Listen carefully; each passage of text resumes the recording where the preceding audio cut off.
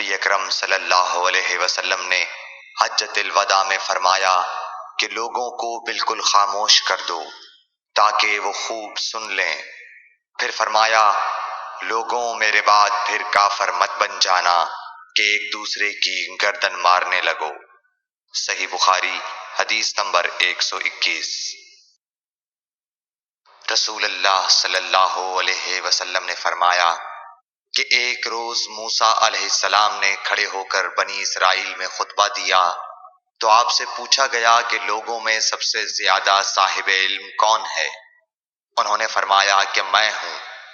اس وجہ سے اللہ کا غصہ ان پر ہوا کہ انہوں نے علم کو خدا کے حوالے کیوں نہ کر دیا۔ تب اللہ نے ان کی طرف وحی بھیجی کہ میرے بندوں میں سے ایک بندہ دریاؤں کے سنگم پر ہے جہاں فارس اور روم کے سمندر ملتے ہیں، وہ تجھ سے زیادہ عالم ہے۔ موسیٰ علیہ السلام نے کہا کہ اے پروردگار، میری ان سے ملاقات کیسے ہو؟ حکم ہوا کہ ایک مچھلی زنبیل میں رکھ لو، پھر جہاں تم اس مچھلی کو گم کر دو گے تو وہ بندہ تمہیں وہیں ملے گا۔ تب موسیٰ علیہ السلام چلے اور ساتھ اپنے خادم یوشع بن نون کو لے لیا، اور انہوں نے زنبیل میں مچھلی رکھ لی۔ جب ایک پتھر کے پاس پہنچے، دونوں اپنے سر اس پر رکھ کر سو گئے، اور مچھلی زنبیل سے نکل کر دریا میں اپنی راہ بناتی چلی گئی۔ اور یہ بات موسیٰ علیہ السلام اور ان کے ساتھی کے لیے بے حد تعجب کی تھی۔ پھر دونوں باقی رات اور دن میں جتنا وقت باقی تھا چلتے رہے۔ جب صبح ہوئی، موسیٰ علیہ السلام نے خادم سے کہا، ہمارا ناشتہ لاؤ، اس سفر میں ہم نے کافی تکلیف اٹھائی ہے۔ اور موسیٰ علیہ السلام بالکل نہیں تھکے تھے، مگر جب اس جگہ سے آگے نکل گئے جہاں تک انہیں جانے کا حکم ملا تھا، تب ان کے خادم نے کہا کہ کیا آپ نے دیکھا تھا کہ جب ہم صخرہ کے پاس ٹھہرے تھے تو میں مچھلی کا ذکر بھول گیا؟ بقول بعض صخرہ کے نیچے آب حیات تھا، وہ اس مچھلی پر پڑا اور وہ زندہ ہو کر بقدرت الہی دریا میں چل دی۔ یہ سن کر موسیٰ علیہ السلام بولے کہ یہی وہ جگہ ہے جس کی ہمیں تلاش تھی، تو وہ پچھلے پاؤں واپس ہو گئے۔ جب پتھر تک پہنچے تو دیکھا کہ ایک شخص کپڑا اوڑھے ہوئے موجود ہے۔ موسیٰ علیہ السلام نے انہیں سلام کیا۔ خضر نے کہا کہ تمہاری سرزمین میں سلام کہاں؟ پھر موسیٰ علیہ السلام نے کہا کہ میں موسیٰ ہوں۔ خضر بولے کہ بنی اسرائیل کے موسیٰ؟ انہوں نے جواب دیا، ہاں۔ پھر کہا کہ کیا میں آپ کے ساتھ چل سکتا ہوں تاکہ آپ مجھے ہدایت کی وہ باتیں بتلاؤ جو اللہ نے خاص آپ ہی کو سکھلائی ہیں؟ خضر بولے کہ تم میرے ساتھ صبر نہیں کر سکو گے۔ اے موسیٰ، مجھے اللہ نے ایسا علم دیا ہے جسے تم نہیں جانتے، اور تم کو جو علم دیا ہے اسے میں نہیں جانتا۔ اس پر موسیٰ علیہ السلام نے کہا کہ خدا نے چاہا تو آپ مجھے صابر پاؤ گے، اور میں کسی بات میں آپ کی نافرمانی نہیں کروں گا۔ پھر دونوں دریا کے کنارے کنارے پیدل چلے۔ ان کے پاس کوئی کشتی نہ تھی کہ ایک کشتی ان کے سامنے سے گزری تو کشتی والوں سے انہوں نے کہا کہ ہمیں بٹھا لو۔ خضر کو انہوں نے پہچان لیا اور بغیر کرائے کے سوار کر لیا۔ اتنے میں ایک چڑیا آئی اور کشتی کے کنارے پر بیٹھ گئی۔ پھر سمندر میں اس نے ایک یا دو چونچیں ماری۔ اسے دیکھ کر خضر بولے کہ اے موسیٰ، میرے اور تمہارے علم نے اللہ کے علم میں سے اتنا ہی کم کیا ہوگا جتنا اس چڑیا نے سمندر کے پانی سے۔ پھر خضر نے کشتی کے تختوں میں سے ایک تختہ نکال ڈالا۔ موسیٰ علیہ السلام نے کہا کہ ان لوگوں نے تو ہمیں کرایہ لیے بغیر مفت میں سوار کیا، اور آپ نے ان کی کشتی کی لکڑی اکھاڑ ڈالی تاکہ یہ ڈوب جائیں۔ خضر بولے کہ کیا میں نے نہیں کہا تھا کہ تم میرے ساتھ صبر نہیں کر سکو گے؟ اس پر موسیٰ علیہ السلام نے جواب دیا کہ بھول پر میری گرفت نہ کرو۔ موسیٰ علیہ السلام نے بھول کر یہ پہلا اعتراض کیا تھا۔ پھر دونوں چلے۔ کشتی سے اتر کر ایک لڑکا بچوں کے ساتھ کھیل رہا تھا۔ خضر نے اوپر سے اس کا سر پکڑ کر ہاتھ سے اسے الگ کر دیا۔ موسیٰ علیہ السلام بول پڑے، کیا آپ نے ایک بے گناہ بچے کو بغیر کسی جانی حق کے مار ڈالا؟ غضب ہو گیا۔ خضر بولے کہ میں نے تم سے نہیں کہا تھا کہ تم میرے ساتھ صبر نہیں کر سکو گے؟ ابن عیینہ کہتے ہیں کہ اس کلام میں پہلے سے زیادہ تاکید ہے۔ کیونکہ پہلے کلام میں لفظ لکا نہیں کہا تھا، اس میں لکا زائد کیا جس سے تاکید ظاہر ہے۔ پھر دونوں چلتے رہے حتیٰ کہ ایک گاؤں والوں کے پاس آئے، ان سے کھانا لینا چاہا، انہوں نے کھانا کھلانے سے انکار کر دیا۔ انہوں نے وہیں دیکھا کہ ایک دیوار اسی گاؤں میں گرنے کے قریب تھی۔ خضر نے اپنے ہاتھ کے اشارے سے اسے سیدھا کر دیا۔ موسیٰ علیہ السلام بول اٹھے کہ اگر آپ چاہتے تو گاؤں والوں سے اس کام کی مزدوری لے سکتے تھے۔ خضر نے کہا کہ بس اب ہم اور تم میں جدائی کا وقت آ گیا ہے۔ جناب محبوب کبریا رسول اللہ صلی اللہ علیہ وسلم فرماتے ہیں کہ اللہ موسیٰ علیہ السلام پر رحم کرے۔ ہماری تمنا تھی کہ موسیٰ علیہ السلام کچھ دیر اور صبر کرتے تو مزید واقعات ان دونوں کے بیان کیے جاتے اور ہمارے سامنے روشنی میں آتے، مگر حضرت موسیٰ علیہ السلام کی عجلت نے اس علم لدنی کے سلسلے کو جلد ہی منقطع کرا دیا۔ صحیح بخاری حدیث نمبر 122۔ ایک شخص رسول اللہ صلی اللہ علیہ وسلم کی خدمت اقدس میں حاضر ہوا اور اس نے عرض کیا، یا رسول اللہ، اللہ کی راہ میں لڑائی کی کیا صورت ہے؟ کیونکہ ہم میں سے کوئی غصے کی وجہ سے اور کوئی غیرت کی وجہ سے جنگ کرتا ہے۔ تو آپ صلی اللہ علیہ وسلم نے اس کی طرف سر اٹھایا، اور سر اس لیے اٹھایا کہ پوچھنے والا کھڑا ہوا تھا۔ پھر آپ صلی اللہ علیہ وسلم نے فرمایا، جو اللہ کے کلمے کو سر بلند کرنے کے لیے لڑے وہ اللہ کی راہ میں لڑتا ہے۔ صحیح بخاری حدیث نمبر 123۔ رسول اللہ صلی اللہ علیہ وآلہ وسلم سے رمی کے وقت پوچھا جا رہا تھا تو ایک شخص نے عرض کیا، یا رسول اللہ، میں نے رمی سے قبل قربانی کر لی۔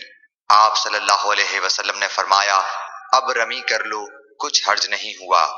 دوسرے نے کہا، یا رسول اللہ، میں نے قربانی سے پہلے سر مڈا لیا۔ آپ صلی اللہ علیہ وسلم نے فرمایا، اب قربانی کر لو، کچھ حرج نہیں۔ اس وقت جس چیز کے بارے میں جو آگے پیچھے ہو گئی تھی آپ سے پوچھا گیا، آپ صلی اللہ علیہ وسلم نے یہی جواب دیا، اب کر لو، کچھ حرج نہیں۔ صحیح بخاری حدیث نمبر 124۔ حضرت عبداللہ بن مسعود رضی اللہ تعالی عنہ کہتے ہیں کہ ایک مرتبہ میں رسول کریم صلی اللہ علیہ وسلم کے ساتھ مدینے کے کھنڈرات میں چل رہا تھا اور آپ کھجور کی چھڑی پر سہارا دے کر چل رہے تھے، تو کچھ یہودیوں کا ادھر سے گزر ہوا۔ ان میں سے ایک نے دوسرے سے کہا کہ آپ سے روح کے بارے میں کچھ پوچھو۔ ان میں سے کسی نے کہا، مت پوچھو، ایسا نہ ہو کہ وہ کوئی ایسی بات کہہ دیں جو تمہیں ناگوار ہو۔ مگر ان میں سے بعض نے کہا کہ ہم ضرور پوچھیں گے۔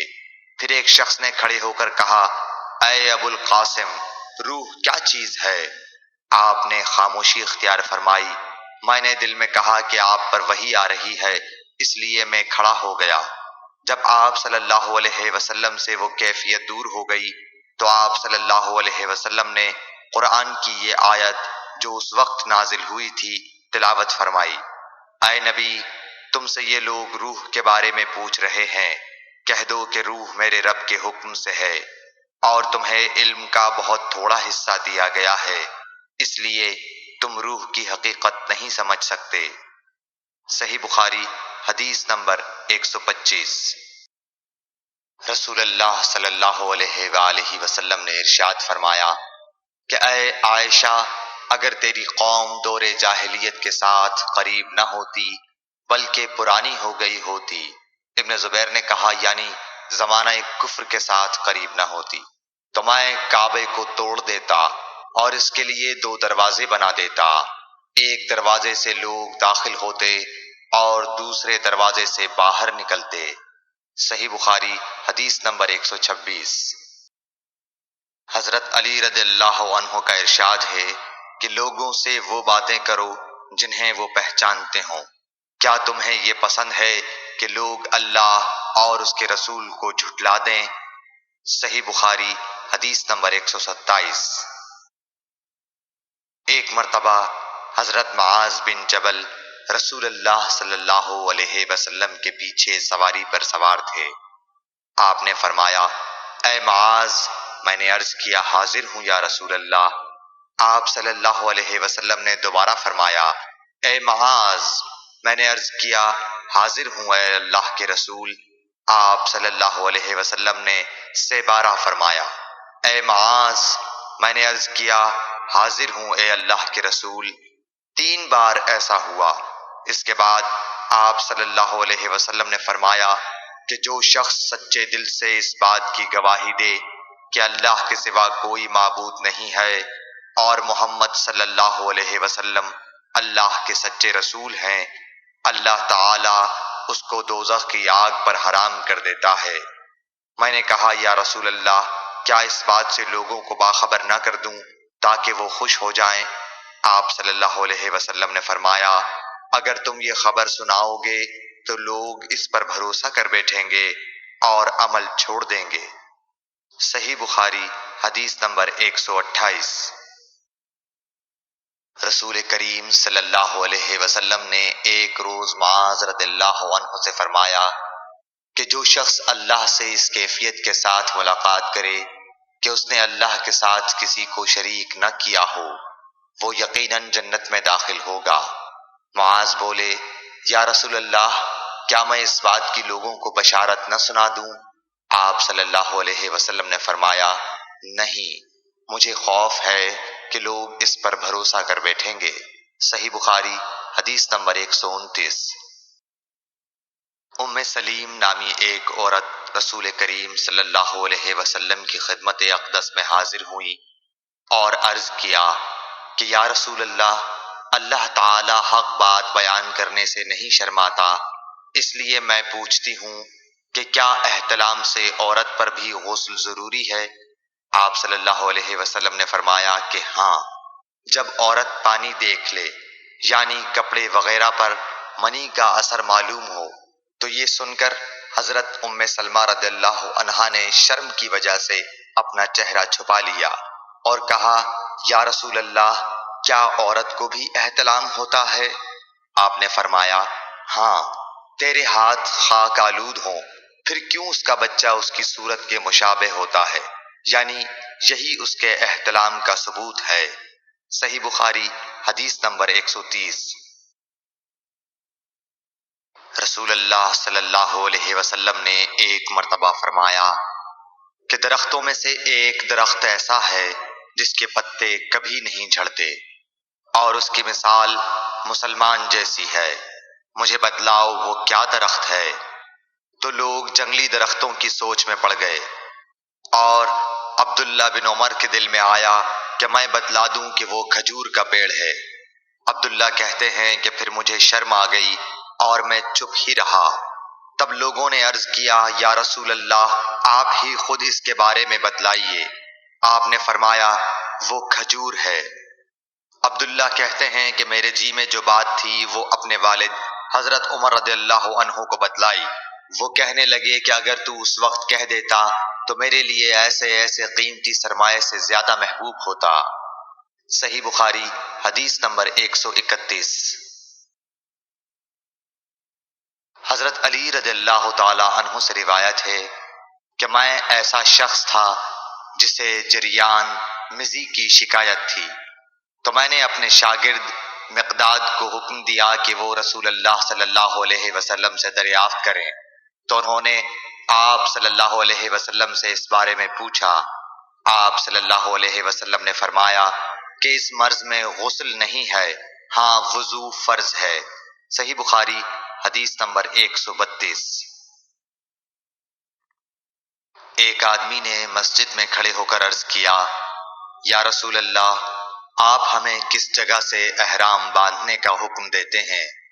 تو رسول اللہ صلی اللہ علیہ وسلم نے فرمایا، مدینے والے ذوالحلیفہ سے احرام باندھیں اور اہل شام جحفہ سے اور نجد والے قرن منازل سے۔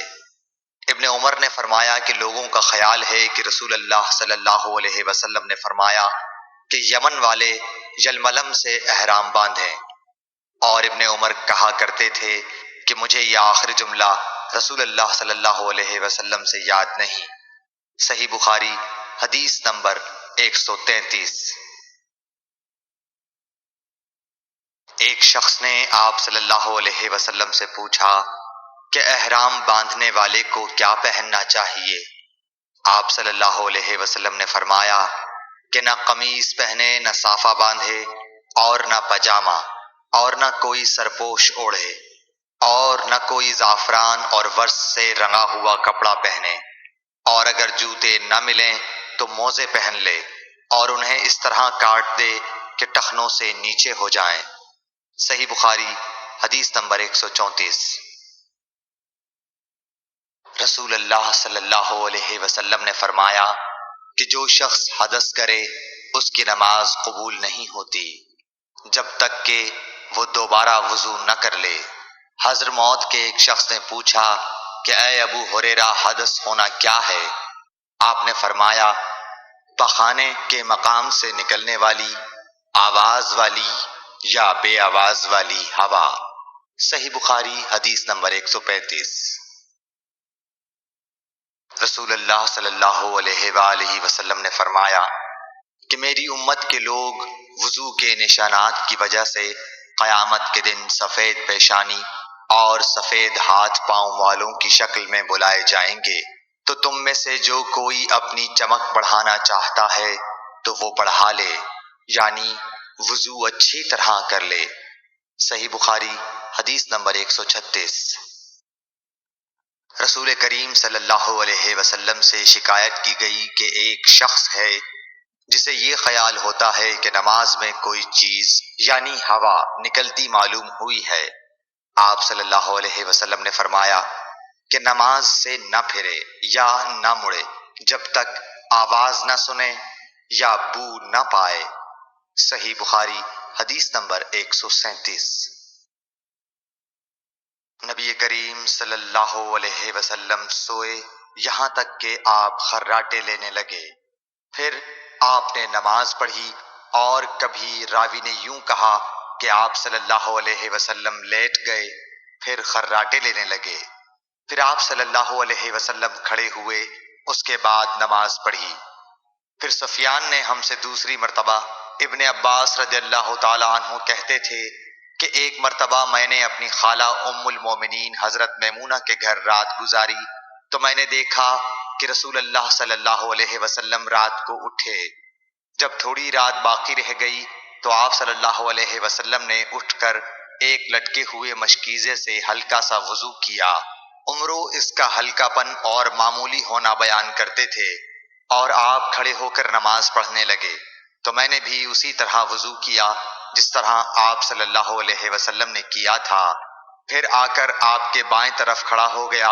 اور کبھی سفیان نے ان یسارہ کے بجائے ان شمالہ کا لفظ کہا، مطلب دونوں کا ایک ہی ہے۔ پھر آپ صلی اللہ علیہ وسلم نے مجھے پھیر لیا اور اپنی داہنی جانب کر لیا، پھر نماز پڑھی جس قدر اللہ کو منظور تھا، پھر آپ لیٹ گئے اور سو گئے حتیٰ کہ خراٹوں کی آواز آنے لگی۔ پھر آپ کی خدمت میں مؤذن حاضر ہوا اور اس نے آپ کو نماز کی اطلاع دی۔